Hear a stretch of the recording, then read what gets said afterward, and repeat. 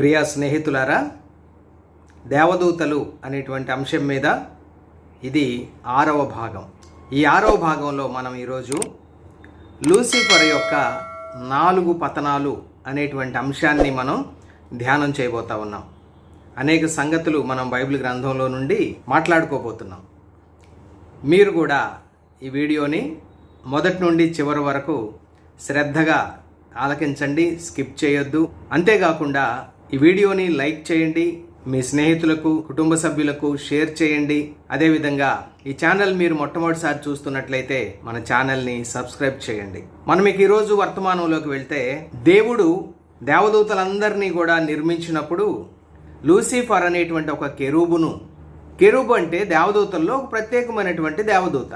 Lucifer అనేటువంటి కెరూబును నిర్మించి అతన్ని దేవునికి ప్రతిష్ఠింపబడినటువంటి పర్వతం మీద ఉంచటం, అదేవిధంగా అతన్ని ఒక ఆశ్రయముగా ఉండటం కొరకు అభిషేకింపబడినటువంటి కెరూబుగా నియమించటం. దేవుడు లూసిఫర్ని సృష్టించినప్పుడు అతన్ని 9 అమూల్యమైనటువంటి రత్నాలతో, అదేవిధంగా బంగారముతో అతన్ని అలంకరించడం జరిగింది.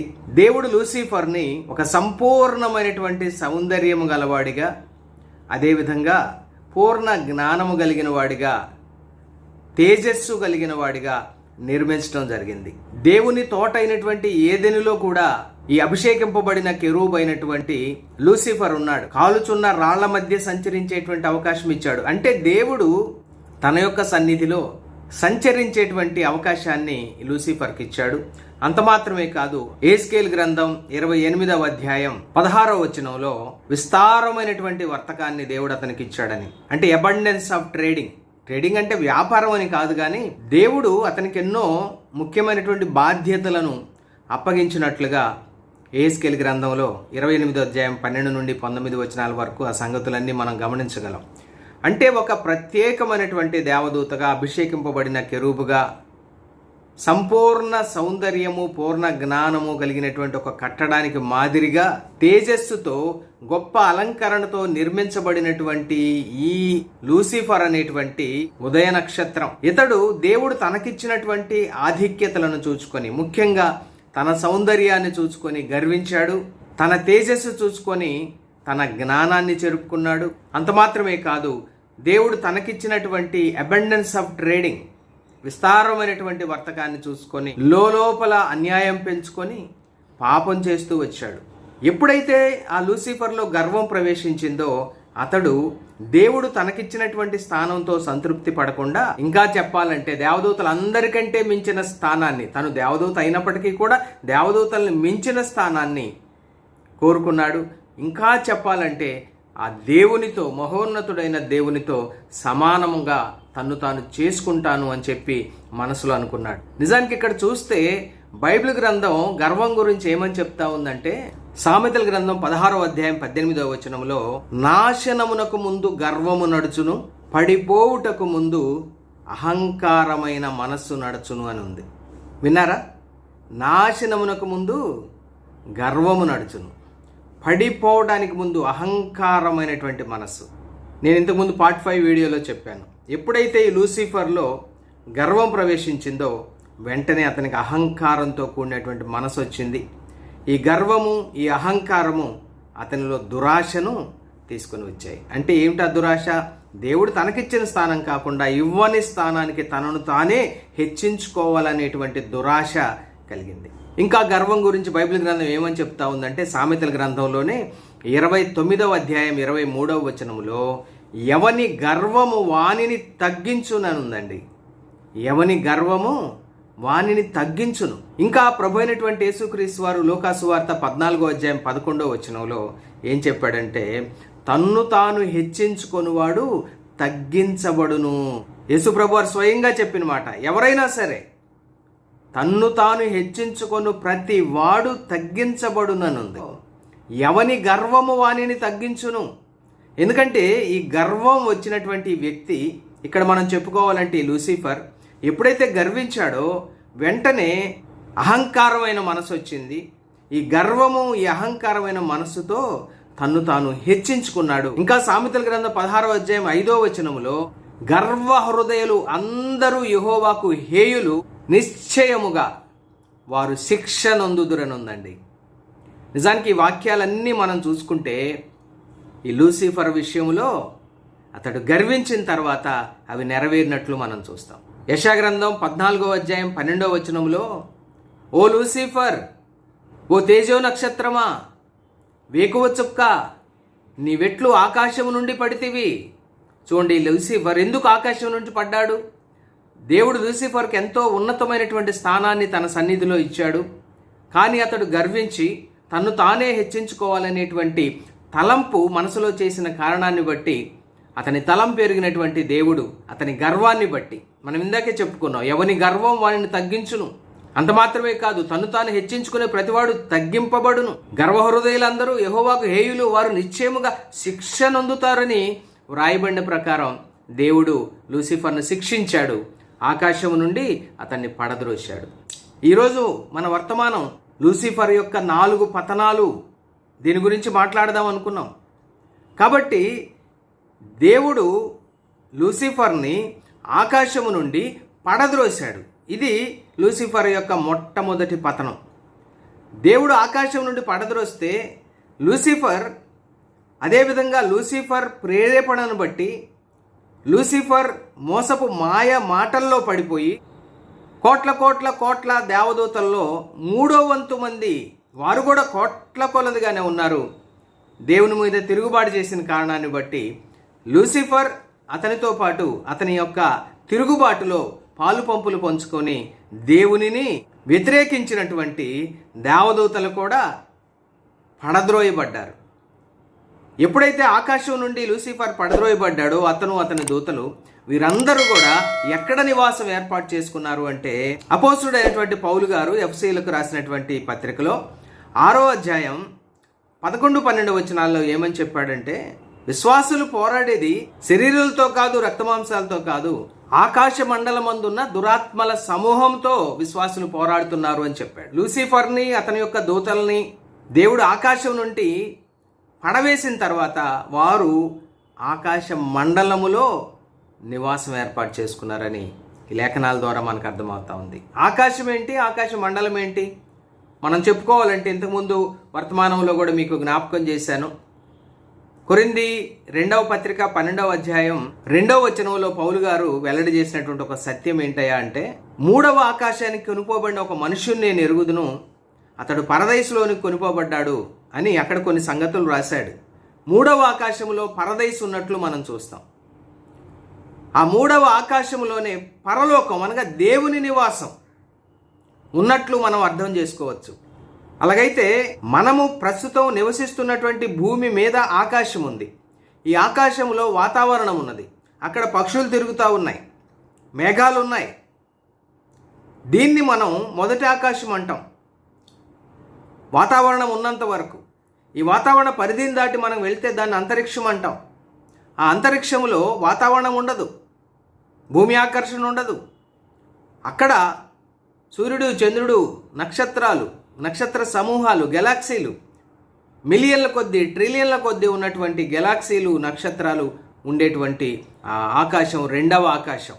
ఇక దాన్ని మించి దానిపైన 3వ ఆకాశం ఉంది అని మనం చూస్తున్నాం.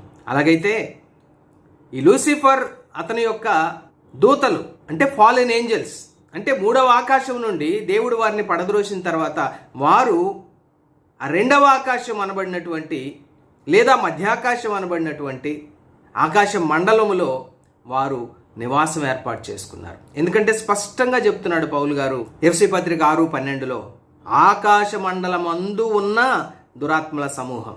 యెషయా గ్రంథం 14వ అధ్యాయం 12వ వచనంలో చెప్పినట్లుగా, తేజో నక్షత్రమా, వేకువ చుక్క, నీ వెట్లు ఆకాశము నుండి పడితివి. ఆ 3వ ఆకాశము నుండి ఆకాశ మండలం అని పిలువబడినటువంటి ఆ 2వ ఆకాశంలో లూసిఫర్ పడద్రోయబడిన తర్వాత అతను సాతానుగా పిలువబడ్డాడు, అపవాదిగా పిలువబడ్డాడు. అంటే అపవాది, అతని యొక్క దూతలు ఆకాశ మండలంలో నివాసం ఏర్పాటు చేసుకున్నారు. ఇది లూసిఫర్ యొక్క మొదటి పతనం. ఆకాశము నుండి ఆకాశ మండలానికి అతని యొక్క తిరుగుబాటు యొక్క ఫలితమే ఈ శిక్ష, దేవుడు విధించినటువంటి శిక్ష. ఆకాశం నుండి పడద్రోశాడు. ఇది మొదటి పతనం. ప్రియ స్నేహితులారా, ఇప్పటి వరకు సాతాను యొక్క 4 పతనాల్లో చరిత్రలో, అనగా బైబిల్ గ్రంథంలో వ్రాయబడినటువంటి చరిత్రలో లూసిఫర్ యొక్క ఒక్క పతనం జరిగింది. అది చరిత్ర. ఆ పతనం కూడా ఎప్పుడు జరిగింది? దేవుడు ఆదిలో భూమి ఆకాశాలను సృజించిన తర్వాత జరిగినటువంటి పతనం. అది మొట్టమొదటి పతనం. ఎందుకంటే దేవుడు ఈ భూమికి పునాదులు వేయకముందే దేవదూతలందరినీ నిర్మించాడు. మనం ఆ సంగతి ఇంతకు ముందే చెప్పుకున్నాం. దేవదూతలు నిర్మించబడిన తర్వాత ఎంత కాలానికి లూసిఫర్, అదేవిధంగా 3వ వంతు మంది దేవదూతలు దేవుని మీద తిరుగుబాటు చేశారో మనకైతే వ్రాయబడలేదు. కానీ భూమిని నిర్మించిన తర్వాతే ఈ సంగతులన్నీ జరిగినాయి. ఎందుకంటే లూసిఫర్ దేవుని తోట అయినటువంటి ఏదెనులో కూడా ఉన్నట్లుగా మనం ఇంతకుముందే చెప్పుకున్నాం. అంటే లూసిఫర్ యొక్క 4 పతనాల్లో ఒక్క పతనం జరిగింది. అది ఆకాశము నుండి ఆకాశ మండలానికి పడద్రోయబడినటువంటి పతనం. అయితే మిగిలినటువంటి నేను చెప్పబోతున్నటువంటి 3 పతనాలు కూడా భవిష్యత్తులో కొంతకాలం తరువాత జరగబోతున్నటువంటి పతనాలు. ఈ 3 కూడా. ఈ సంగతిని మీరు మనసులో జాగ్రత్తగా గుర్తుపెట్టుకోండి. ఆల్రెడీ మొట్టమొదటి పతనం ఇట్ వాజ్ హిస్టరీ. ఇక తదుపరి జరగబోయేటువంటి 3 పతనాలు కూడా ఫ్యూచర్లో, భవిష్యత్తులో జరగబోయేటువంటి పతనాలు అని చెప్పి మీరు గుర్తుపెట్టుకోవాలి. ఇక ఆకాశ మండలంలో నివాసం ఏర్పాటు చేసుకున్నటువంటి అపవాది, అతని యొక్క దూతలు ఏం చేస్తూ ఉన్నారు అంటే, యోబు గ్రంథం 1వ అధ్యాయం 6వ వచనంలో ఒక అద్భుతమైనటువంటి సంగతిని మనం చూడొచ్చు. యోబు గ్రంథం 1వ అధ్యాయం 6వ వచనం, దేవదూతలు యెహోవా సన్నిధిని నిలుచుటకై వచ్చిన దినమొకటి తటస్థించెను. ఆ దినమున అపవాది యగువాడు వారితో కలిసి వచ్చెను. అపవాది అన్న చోట 2 అని ఫుట్ నోట్ వేసి సాతాను అని వ్రాశారు. అంటే లూసిఫర్ అపవాదిగా, సాతానుగా మారాడు. ఇప్పుడు ఈ సాతాను కూడా దేవుని దూతలతో కలిసి, అంటే నమ్మకంగా తిరుగుబాటు చేయకుండా దేవునినే సేవిస్తూ ఉన్నటువంటి, దేవుని యొక్క పరిచర్య చేస్తున్నటువంటి, దేవుని చిత్తాన్ని నెరవేరుస్తున్నటువంటి దేవుని దూతలందరూ కూడా దేవుని యొక్క సన్నిధిలో నిలిచేటువంటి ఒక దినం తటస్థించింది. నేను ఇంతకుముందు కూడా మీకు జ్ఞాపకం చేశాను. ఇక్కడ యోబు గ్రంథం 2వ అధ్యాయం 1వ వచనంలో కూడా అది కూడా ఒకసారి మీకు చదివి వినిపిస్తాను. దేవుని దూతలు యెహోవా సన్నిధిలో నిలుచుటకై వచ్చిన మరి ఒక దినము తటస్థించగా. చూడండి, మరి ఒక దినం అంటే దీని అర్థం ఏంటంటే, మనకి ఏమర్థం అవుతా ఉందంటే, దేవుని దూతలు అందరూ కూడా దేవుడు నిర్ణయించినటువంటి ఆయా దినాల్లో దేవుని సన్నిధిలోకి వచ్చి నిలుస్తారు. అంటే ఒక పీరియాడికల్ ఇంటర్వెల్స్, దేవుడు నిర్ణయించినటువంటి ఆ దినాల్లో దేవుని సన్నిధిలోకి వచ్చి నిలుస్తారు. అలాంటి ఒక దినాన ఈ సాతాను కూడా దేవదూతలతో పాటు వచ్చి దేవుని సన్నిధిలో నిలిచాడు. అప్పుడు దేవుడు అపవాదిని ఈ విధంగా ప్రశ్నించాడు. నీవు ఎక్కడ నుండి వచ్చితివని అపవాదిని అడుగగా, భూమి మీద ఇటు అటు తిరుగులాడుచు అందులో, అంటే భూమిలో సంచరించుచూ వచ్చితినని యెహోవాకు జవాబు చెప్పాడు. ఆకాశ మండలంలోనేమో నివాసం, అక్కడి నుండి భూమి మీదకి వచ్చి భూమి మీద ఇటు అటు తిరుగుతున్నాడంట, భూమిలో సంచరిస్తూ ఉన్నాడట. ఎందుకు అతడు ఆకాశ మండలం నుండి వచ్చి భూమి మీద ఇటు అటు తిరుగుతున్నాడు? దీనికి జవాబు పేతురు గారు చెప్పారు. అదేంటో చూద్దాం. పేతురు 1వ పత్రిక 5వ అధ్యాయం 8వ వచనం, మీ విరోధి అయిన అపవాది. మీ అంటే ఎవరితో మాట్లాడుతున్నాడు ఇక్కడ పేతురు గారు? ఇదే పేతురు పత్రిక 1వ అధ్యాయం 1వ వచనంలో, తండ్రి అయిన దేవుని భవిష్యత్ జ్ఞానమును బట్టి ఆత్మ వలన పరిశుద్ధత పొందిన వారై విధేయులగుటకును యేసుక్రీస్తు రక్తము వలన ప్రోక్షింపబడుటకును ఏర్పరచబడిన వారికి, అనగా ప్రభు అయినటువంటి యేసుక్రీస్తుని నమ్ముకొని రక్షణ పొందినటువంటి విశ్వాసులకు రాసినటువంటి ఉత్తరం ఇది.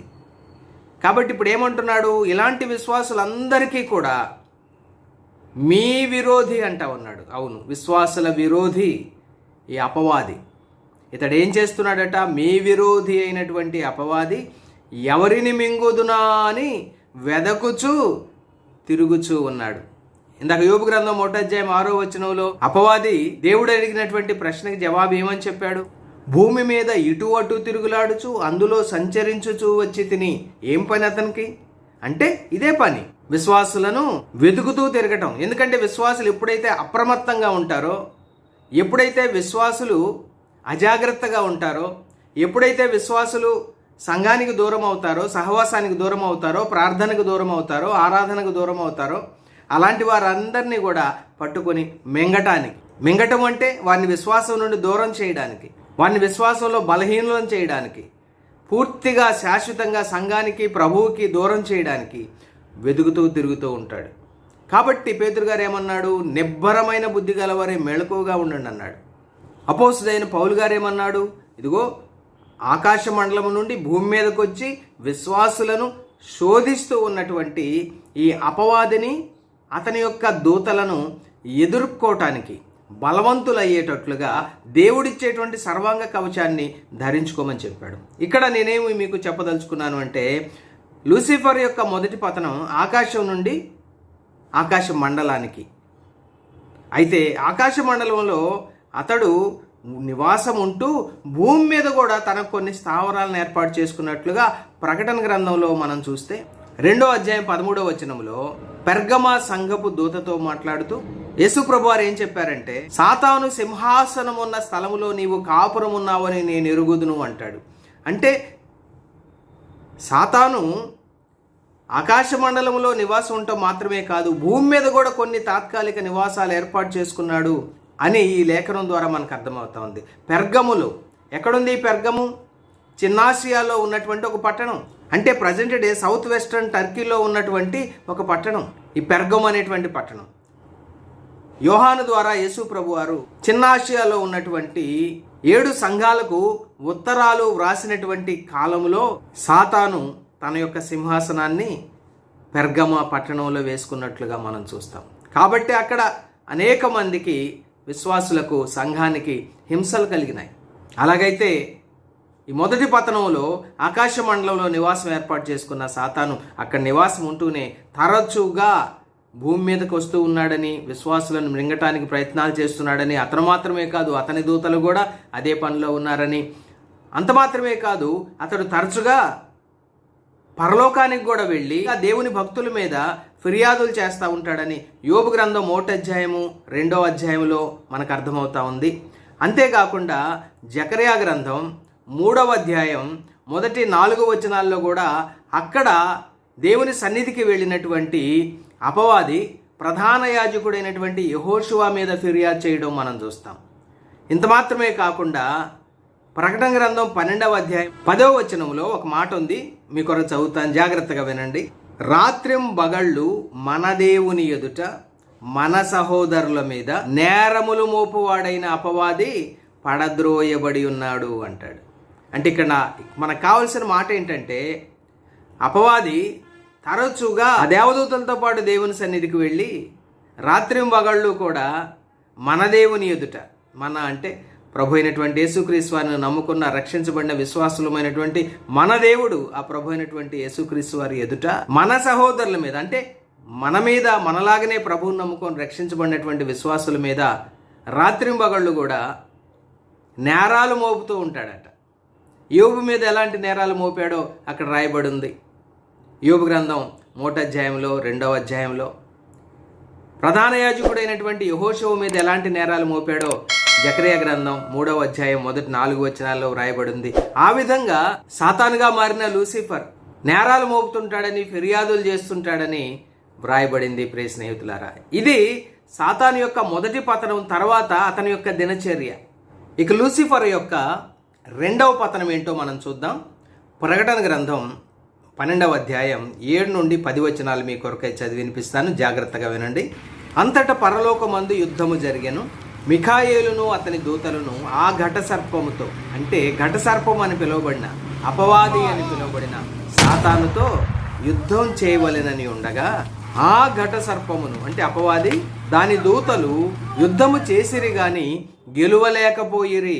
చూడండి, పరలోకంలో జరిగినటువంటి ఒక యుద్ధం. ఈ యుద్ధం ఎప్పుడు జరగబోతా ఉందంటే, సంఘం ఎత్తబడిన తర్వాత ఈ భూమి మీద 7 ఏళ్ల శ్రమల కాలం ఉంటుంది. ఈ శ్రమల కాలంలో మొదటి 3.5 సంవత్సరాలు శ్రమలైతే తరువాత 3.5 సంవత్సరాలు మహా శ్రమలు. ఈ మొదటి 3.5 సంవత్సరాలు గతించిన తర్వాత వెంటనే ఆ పరలోకములో ఈ యుద్ధం జరిగినట్లు లేఖనాలు మనకి స్పష్టంగా వెల్లడి చేస్తూ ఉన్నాయి. ప్రియ స్నేహితులారా, కాబట్టి భవిష్యత్తులో సంఘమెత్తబడిన 3.5 సంవత్సరాల తర్వాత జరగబోయే యుద్ధం ఇది.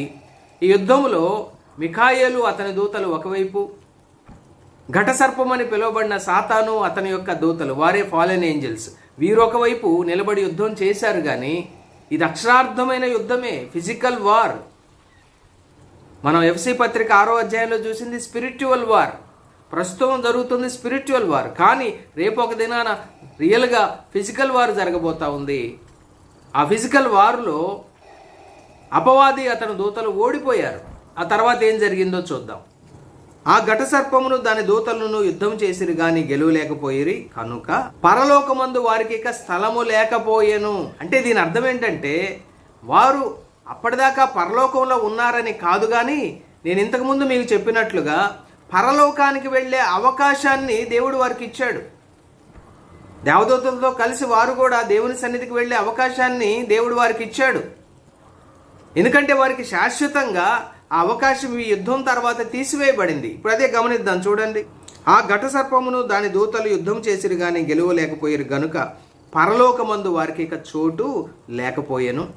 కాగా సర్వలోకమును మోసపుచ్చుచు, చూడండి, సర్వలోకాన్ని మోసపుచ్చుచు అపవాది అనియు సాతాననియు పేరుగల ఆది సర్పమైన ఆ మహాఘట సర్పము పడద్రోయబడెను. అది భూమి మీద పడద్రోయబడెను.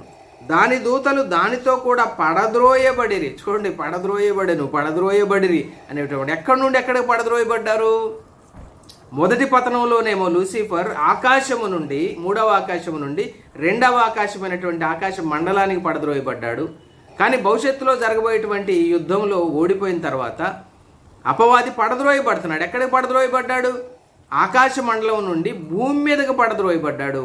అతను మాత్రమే కాదు, అతని దూతలందరూ, ఫాలెన్ ఏంజల్స్ అందరూ కూడా భూమి మీదకి పడద్రోయబడ్డారండి. ఇది లూసిఫర్ యొక్క 2వ పతనం. మరొక మాట కూడా ఇక్కడ మనం గమనిద్దాం. ఆ ఘట సర్పము తాను భూమి మీద పడద్రోయబడి ఉండుట చూచి, ఆ యుద్ధం తర్వాత వారు ఆకాశ మండలం నుండి భూమి మీదకు పడద్రోయబడ్డారండి. ఎవరు? అపవాదిగా మారిన లూసిఫర్, అతనితో పాటు దేవుని మీద తిరుగుబాటు చేసినటువంటి ఫాలెన్ ఏంజల్స్, ఆ అపవిత్రాత్మలుగా మారినటువంటి దూతలు, వారే డీమోన్స్. డెవిల్ అండ్ డీమోన్స్ అందరూ కూడా భూమి మీదకి పడద్రోయబడ్డారు. ఇది లూసిఫర్ యొక్క 2వ పతనం. లూకాసు వార్త 10వ అధ్యాయం 18వ వచనంలో యేసు ప్రభువారు ఈ పతనాన్ని ముందుగానే ప్రవచించినట్లుగా మనం చూస్తాం. ఇక్కడ యేసు ప్రభువారు ఏమంటున్నాడంటే, లూకాసు వార్త 10వ అధ్యాయం 18వ వచనంలో, సాతాను మెరుపు వలె ఆకాశము నుండి పడుట చూచి తిని అన్నాడు. అంటే సాతాను యొక్క ఈ పతనాన్ని, ఈ పడద్రోయబడటాన్ని యేసు ప్రభువారు ముందుగానే చూచి ప్రవచించినట్లుగా మనం చూస్తూ ఉన్నాం ప్రియా స్నేహితులారా. ఇక లూసిఫర్ యొక్క 3వ పతనం ఏంటో మనం చూద్దాం. ప్రకటన గ్రంథం 20వ అధ్యాయం మొదటి 3 వచనాలు. మరియు పెద్ద సంఖ్యలను చేతపట్టుకొని అగాధము యొక్క తాళపు చెవి గల ఒక దేవదూత పరలోకము నుండి దిగి వచ్చుట చూచి తిని. ఎవరు చెప్తున్నారు ఈ మాట? యోహాను భక్తుడు. దేవదూత తనకు చూపించగా చూచి రాశాడు. భవిష్యత్తులో జరగబోతా ఉంది ఈ సంభవం. అతడు అంటే ఆ దేవదూత ఆది సర్పమును అనగా అపవాదియు సాతానును అను ఆ ఘట సర్పమును పట్టుకొని 1000 సంవత్సరములు వానిని బంధించి అగాధములో పడవేసి ఆ 1000 సంవత్సరములు గడచు వరకు ఇక జనములను మోసపరచకుండునట్లు అగాధమును మూసి దానికి ముద్ర వేసెను. చూడండి ప్రియా స్నేహితులారా, ఇది లూసిఫర్ యొక్క 3వ పతనం. ఇది ఎప్పుడు జరగబోతా ఉందంటే, సంఘం ఎత్తబడిన తర్వాత యేసు ప్రభువారు తన వధువైనటువంటి సంఘాన్ని పరలోకానికి తీసుకుని వెళ్ళిన తర్వాత పరలోకములో 7 సంవత్సరాలు గొర్రెపిల్ల వివాహ విందు, ఆ గొప్ప ఆనంద సంతోష సమయం 7 సంవత్సరాలు పరలోకంలో సంఘము ప్రభువుతో ఆనందిస్తూ ఉండగా, ఈ భూమి మీద 7 సంవత్సరాలు శ్రమలు. మొదటి 3.5 సంవత్సరాలు శ్రమలు, తదుపరి 3.5 సంవత్సరాలు మహాశ్రమలు. ఈ 7 ఏళ్ల శ్రమల కాలం ముగిసిన వెంటనే ప్రభు అయినటువంటి యేసుక్రీస్తు వారి యొక్క 2వ రాకడలోని 2వ భాగం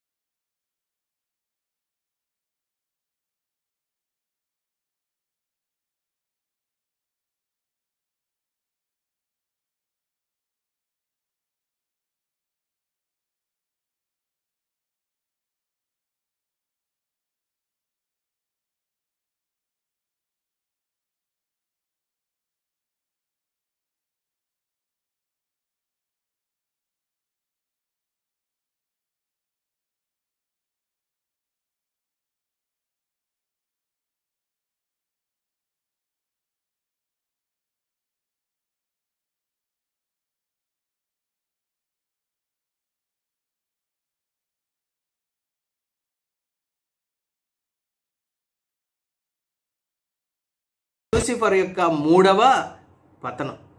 యెషయా ప్రవక్త కూడా ఈ పతనాన్ని గురించి వ్రాశాడు. అతడు ఏ విధంగా పాతాళంలో పడవేయబడ్డాడనేది యెషయా ప్రవక్త కూడా ప్రవచించాడు. యెషయా గ్రంథం 14వ అధ్యాయం 15వ వచనం, నీవు పాతాళమునకు నరకములో ఒక మూలకు పడద్రోయబడితివే. అపవాదిని ఉద్దేశించి యెషయా ప్రవచిస్తూ ఉన్నాడు. ఇంకా ఏమి వ్రాయబడిందో చూడండి అతని గురించి. ఎప్పుడైతే అపవాది పాతాళంలో పడవేయబడ్డాడో ఆ పాతాళంలో ఉన్నటువంటి వారు ఏ విధంగా ఇతన్ని చూచి హేళన చేస్తున్నారో మనం గమనిద్దాం. యెషయా గ్రంథం 14వ అధ్యాయం 9వ వచనం, నీవు ప్రవేశించుచుండగానే నిన్ను ఎదుర్కొనుటకై క్రింద పాతాళము నీ విషయమై కలవరపడుచున్నది. పాతాళమే కలవరపడుతుందట ఈ అపవాది వచ్చి పడుతున్నాడని చెప్పి. అది నిన్ను చూచి, అది అంటే పాతాళం, నిన్ను చూచి ప్రేతలను రేపుచున్నది. భూమిలో పుట్టిన సమస్త శూరులను జనముల రాజులనందరినీ వారి వారి సింహాసనముల మీద నుండి లేపుచున్నది.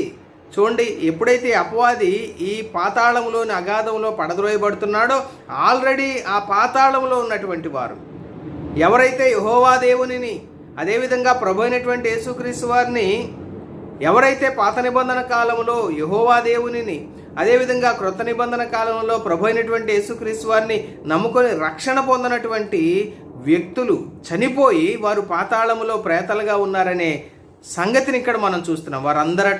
వారందరూ నిన్ను చూచి, చూడండి, ఓ లూసిఫర్, ఓ అపవాది, ఓ సాతాను, వారందరూ నిన్ను చూచి నీవును మావలే బలహీనుడవైతివా.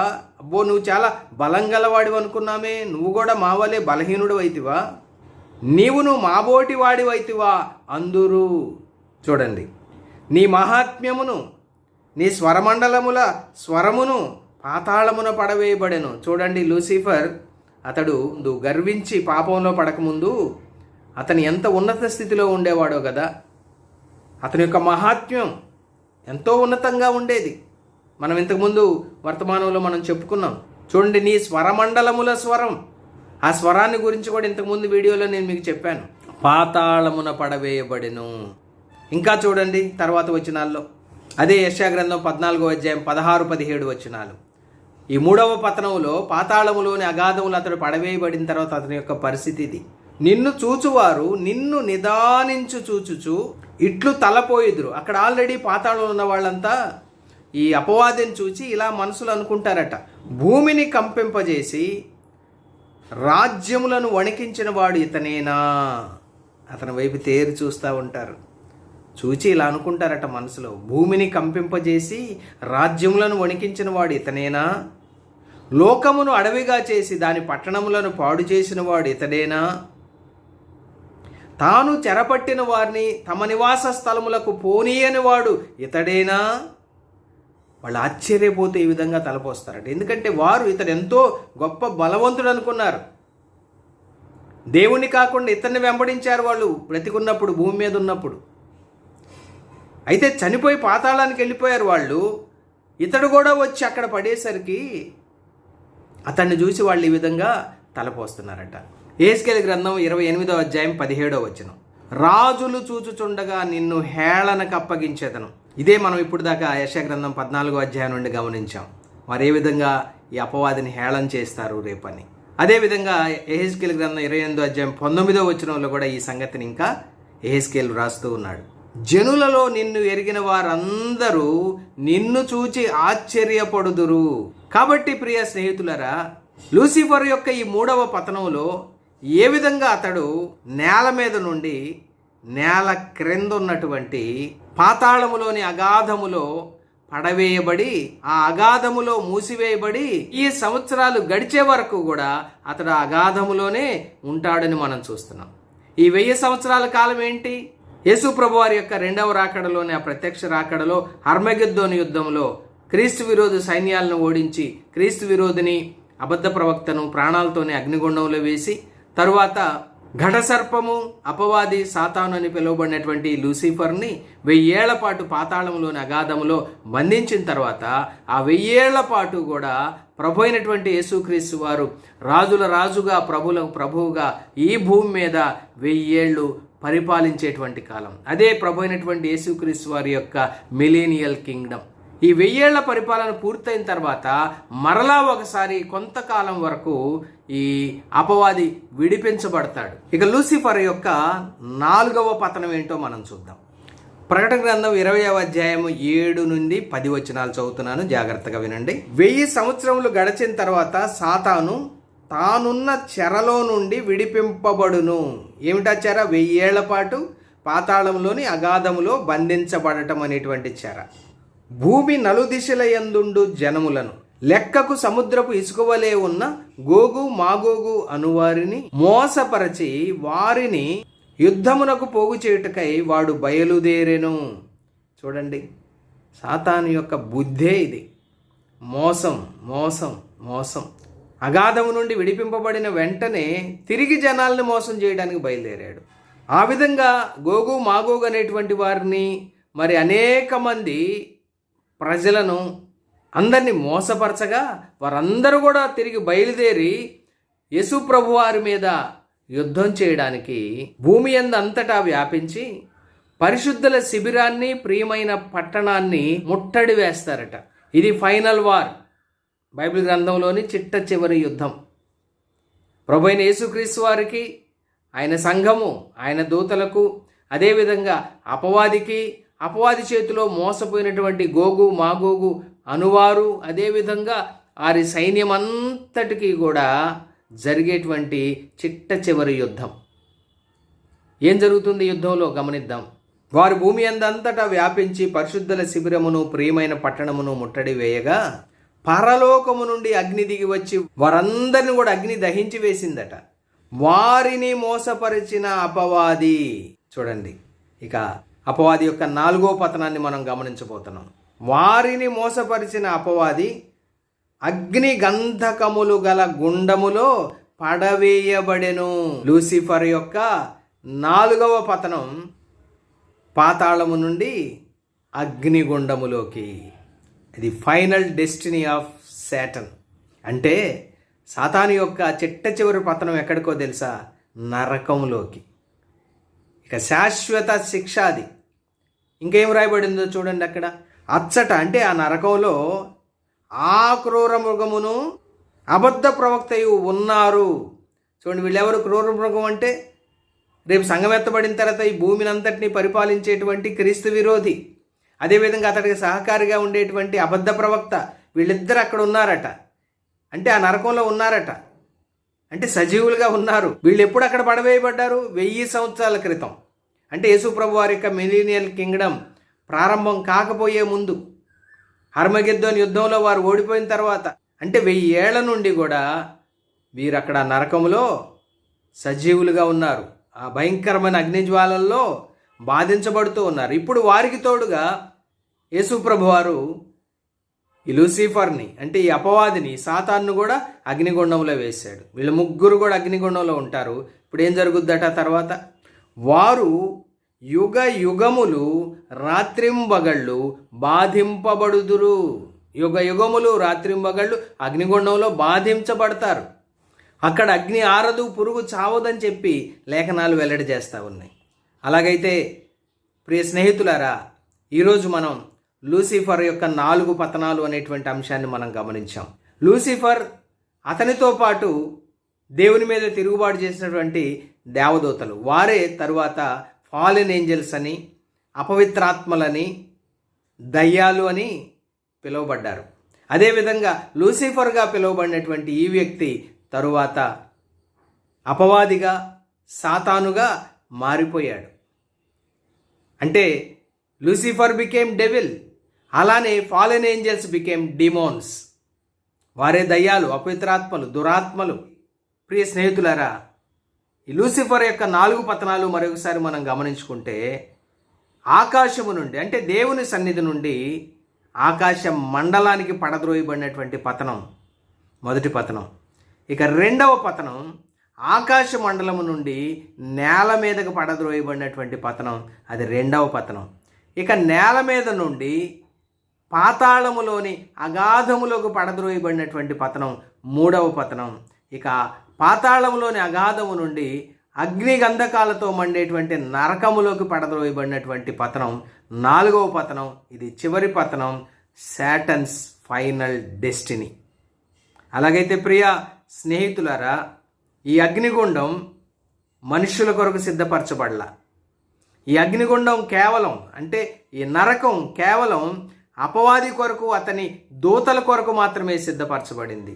మనుషులందరి కొరకు దేవుడు పరలోకాన్ని సిద్ధపరిచాడు. ఆ ప్రభు అయినటువంటి యేసుక్రీస్తు వారిని నమ్ముకొని రక్షణ పొందినటువంటి వారు ఉచితంగా నీతిమంతులుగా తీర్చబడి వారు ఈ లోకాన్ని విడిచిన తర్వాత ఆ దేవాతి దేవుడు ఉండేటువంటి ప్రభు అయిన యేసుక్రీస్తు వారు ఉండేటువంటి పరలోకానికి వెళ్ళే గొప్ప ఏర్పాటుని ప్రభు అయిన యేసుక్రీస్తు వారి ద్వారా తండ్రి అయినటువంటి దేవుడు చేశాడు. యేసు ప్రభు వారి యొక్క శిలువ మరణ పునరుద్ధానాల్లో విశ్వాసం ఉంచి రక్షించబడినటువంటి వారు ఈ లోకాన్ని ఎప్పుడు విడిచినప్పటికీ కూడా, లేదా వారు చనిపోకముందే వారిని తీసుకెళ్ళటానికి ప్రభు అయిన యేసుక్రీస్తు వారు వస్తే పరలోకానికి వెళ్తారు. అయితే యేసు ప్రభు వారిని నమ్ముకోకుండా, రక్షణ పొందకుండా అవిశ్వాసులుగా ఉన్నవారు ఒకానొక దినాన వారి కొరకు సిద్ధపరచబడనటువంటి అగ్నిగుండానికి వెళ్తారు. ఈ అగ్నిగుండం కేవలం అపవాది కొరకు, అతని దూతల కొరకు మాత్రమే దేవుడు సిద్ధం చేశాడు. మానవుల కొరకేమో పరలోకాన్ని సిద్ధం చేశాడు. మనుషులందరూ రక్షణ పొంది సత్యమును గూర్చిన అనుభవ జ్ఞానం గలవారై ఉండాలని తండ్రి అయినటువంటి దేవుడు ఆశపడుతున్నాడు. ఆయన కోరిక ఇది, ఆయన ఇచ్చే ఇది. కాబట్టే తన కుమారుడైన క్రీస్తు ప్రభు వారు ఏం చేశాడంటే, ఆయన మనుషులందరి కొరకు విమోచన క్రయధనంగా తన్ను తానే ఆ సిలువకు అర్పించుకున్నాడు. సిలువలో సర్వమానవాళి యొక్క పాప శిక్షను యేసు ప్రభు వారు తన శరీరం మీద మోసి తాను గాయాలు పొంది తన పవిత్ర రక్తధారలు యేసయ్య కడబొట్టు వరకు చిందించి సిలువలో చనిపోయి సమాధి చేయబడి తిరిగి పరిశుద్ధుడైనటువంటి యేసయ్యను మరణం బంధించలేకపోయింది. కాబట్టి యేసయ్య మరణాన్ని జయించి పాతాళాన్ని ఓడించి మరణపు ముళ్ళును విరిచి పునరుద్ధానుడై విజయవీరుడుగా లేచి గొప్ప రక్షణ మానవుల కొరకు సిద్ధపరిచాడు. నమ్మితే రక్షణ, ఉచితంగా రక్షణ. దేవుడు తన మాటలను దీవించునుగాక. ఆమేన్. మీ అందరికీ వందనాలు.